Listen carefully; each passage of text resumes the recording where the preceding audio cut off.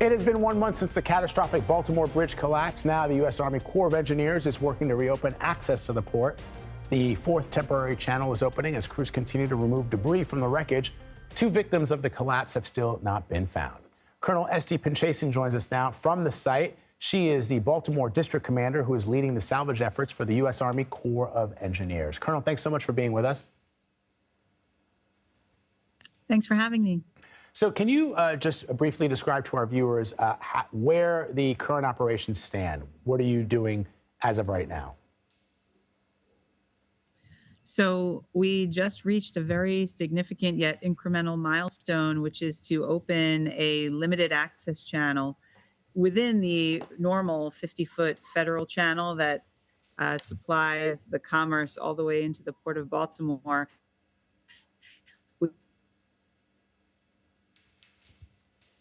We opened the northern portion of that to be 5 feet deep to allow some deep draft vessels to come in and out of the Port of Baltimore for the first time.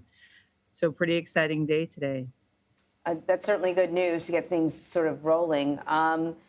You know, 2 people are still missing, though, among the construction workers who were killed in this accident. I imagine with the salvage effort underway, this complicates things a little bit. There must be some sort of protocol when you know that there are 2 people down there still. So we've been committed from day one to continue to be able to perform recovery operations as part of the salvage operations. That has been an integrated part of the plan.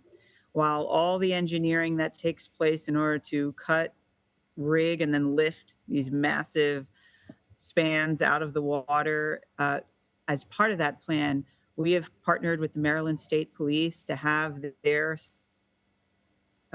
recovery divers at the ready to be able to go in and either investigate or actually remove any targets that could possibly lead to recovering some of those missing persons. And that plan has been successful so far. We were able to recover 2 of those missing persons successfully. So it wasn't just in theory. We've exercised that plan twice and hopefully be able to do that again to give closure to those families.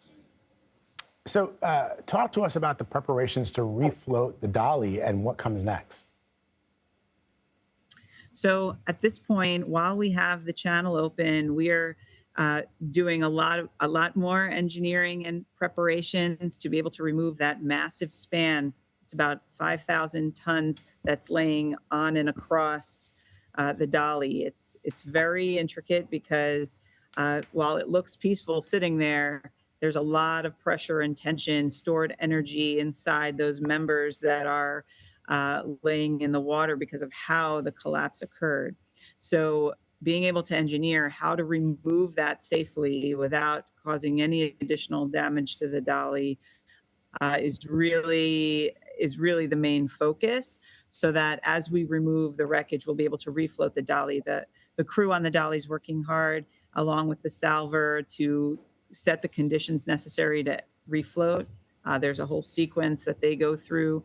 Right now, the dolly is being stabilized as we transit vessels through, but it's all a very synchronized plan so that as the dolly is refloated, we'll be able to then come in and remove the remaining wreckage, open the channel further, and hopefully restore the port with even more commercial traffic. All right, Colonel Estee Pinchasin, thank you so much.